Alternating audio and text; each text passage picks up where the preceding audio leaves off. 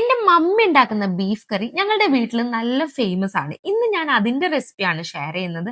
ആദ്യം തന്നെ കുക്കറിലേക്ക് കഴുകി വെച്ചിരിക്കുന്ന ബീഫ്, മഞ്ഞൾപ്പൊടി, ഉപ്പ് ഇത്രയും ചേർത്ത് കൊടുത്തിട്ട് കൈ കൊണ്ട് ഇത് നല്ലോണം ഒന്ന് തേച്ച് പിടിപ്പിച്ച് മിക്സ് ചെയ്ത് അങ്ങോട്ട് എടുക്കണം.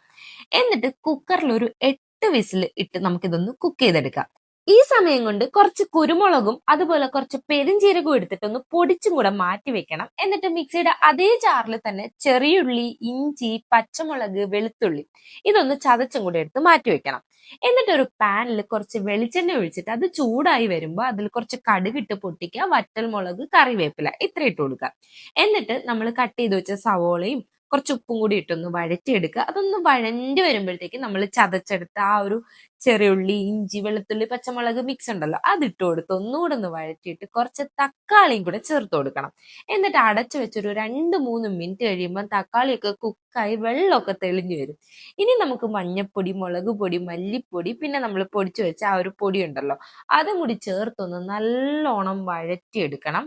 എന്നിട്ട് കുക്ക് ചെയ്ത് വെച്ച ബീഫും കൂടി ചേർത്ത് കൊടുത്തിട്ട് എല്ലാം കൂടെ ചേർത്ത് നല്ല പോലെ ഇളക്കി കൊടുക്കണം. എന്നിട്ട് ഗ്രേവിക്ക് ആവശ്യത്തിന് ആ ഒരു വെള്ളവും കൂടെയൊക്കെ ഒന്ന് ഒഴിച്ചു കൊടുത്ത് ഒന്നുകൂടെ ഒന്ന് ഇളക്കി തിളപ്പിച്ചതിന് ശേഷം കുറച്ച് കറിവേപ്പിലയും നമ്മൾ നേരത്തെ പൊടിച്ച പൊടിയുടെ ബാക്കി പൊടിയും കൂടെ കൊണ്ട് ചേർത്ത് കൊടുത്ത് വീണ്ടും അതൊന്ന് ഇളക്കിയെടുക്കണം.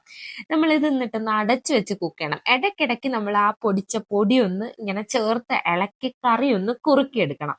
ഇത്രേ ഉള്ളൂ നമ്മുടെ ആയിട്ടുള്ള ടേസ്റ്റി ആയിട്ടുള്ള ബീഫ് കറി റെഡിയായി. ഇത് ഇന്ന് കൂട്ടുന്നതിലും നാളെ കൂട്ടുന്ന കേട്ടോ ടേസ്റ്റ്. എന്തായാലും ഇതൊന്ന് എല്ലാരും ഒന്ന് ട്രൈ ചെയ്ത് നോക്കണേ.